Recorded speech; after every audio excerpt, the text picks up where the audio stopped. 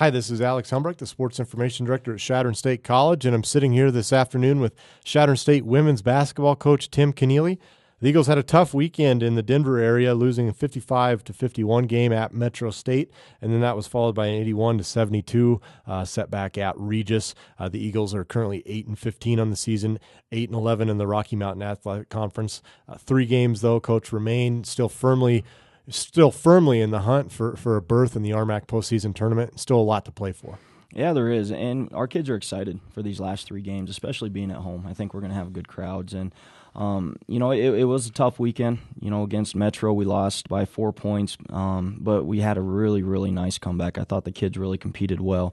At the first media timeout in the first half, the score was, I think, 21-2, and they didn't back down. They kept fighting, and they were able to claw back in that game. And at the end of the game, we were 1 steal away from, potentially forcing overtime against the top 10 team in the nation on their home floor. So I was proud of the kids. And then against Regis, defensively, we just weren't there. We didn't have that sense of urgency. We had some kids miss some rotations that they usually, make. And Regis had some kids make some tough shots.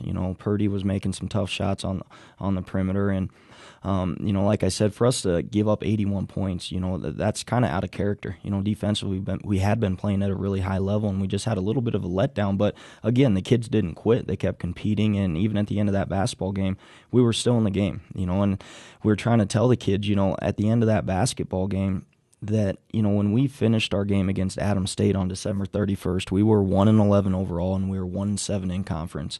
And if you'd have told me coming into these last 2 weekends we'd be at home with a chance to still make postseason, I'd have taken it. And fortunately, they put on a really good run in January, and we've put ourselves in position where we do control our own destiny. The game at Metro State, as Coach mentioned, probably wasn't cosmetically the prettiest game that you've ever seen.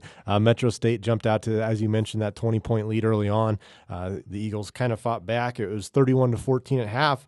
Then Metro, through the first 10 minutes of the second half, increased its lead to 24. But that last 10 minutes of the game, Chadron State basically owned it, cutting it to, as Coach mentioned, 4 points on 2 different times, and even had a chance to really take control of the game if it wouldn't have been for an untimely foul call.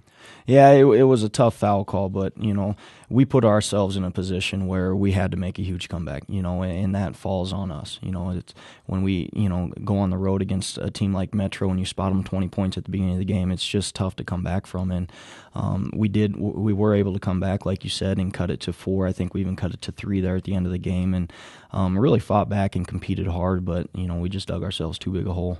The Eagles shot 26% from the field, made 13 of 50 shots. Metro State was not much better, 19 of 62, and that was just under 31%. And really, you can tell how hard your girls played. Metro State finished with 19 turnovers compared to your 17. Just 3 of those 19 turnovers over from steals, so a lot of ball pressure. Metro State kind of making those mental mistakes that really they kind of rely on, the intimidation factor and forcing teams to play at their pace. You guys were able to do that. Yeah, especially like you mentioned, those last 10 minutes, we were really getting out and playing hard and pressuring the ball and getting in passing lanes. And Metro just uncharacteristically, wasn't taking care of the basketball. They were throwing the ball around, sometimes into the crowd, and I think that was a tribute, like you mentioned, to just our kids' resolve on the defensive end and how hard they were competing. Caitlin Petrie was the only player to finish in double figures for the Eagles, and she had 22 points and 11 rebounds to notch her 5th double-double of the season. She was 6 of 10 from the field, 10 of 14 from the line. But CSC got a couple nice performances from some players who really haven't done a lot this season just because they haven't found their way into the rotation. As you mentioned, Kate Simonton came in and gave you a nice spark early in that first half, finished with 4 points. Dallas Shaw scored 8 off the bench, hit 2 deep threes. And then you got 7 points and 6 points respectively from Rachel Schmidt and Marla Munson. Yeah, these kids did play well, and they might not have lit up the scoreboard as far as points go, but they were doing a lot of little things, whether it was tip balls, whether it was creating ball pressure that forced a turnover, being in a passing lane. I thought Kate came in and she was ready to go, and, she hadn't played a whole lot, in the last couple months at all, and for her to come in and really be ready to go and give us that little spark in the first half, I thought was a credit to her and the type of kid she is and her personality. She's the type of kid that she doesn't get down on herself. She comes in and she works extremely hard every single day, and she was a big spark for us. And that was followed by an 81-72 setback at Regis. The Eagles really played pretty well offensively. They finished shooting 37%. Regis, though, was right at 51%, scored 19 points off of 17 Chadron State turnovers, and really pounded you in the paint, finishing with 40 points.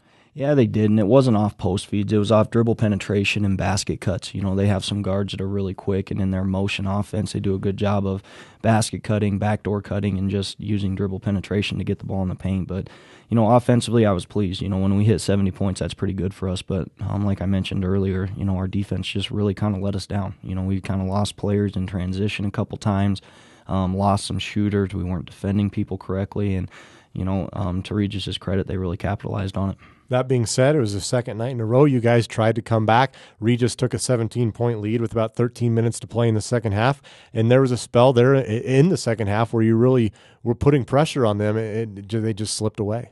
Yeah, it did, and it was a tough second half, you know.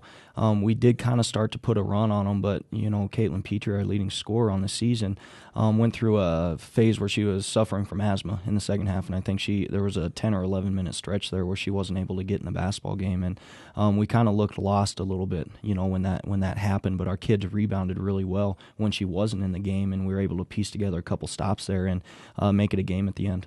Petrie led Chadron State with a game-high 21 points. She also had a team-high 7 rebounds.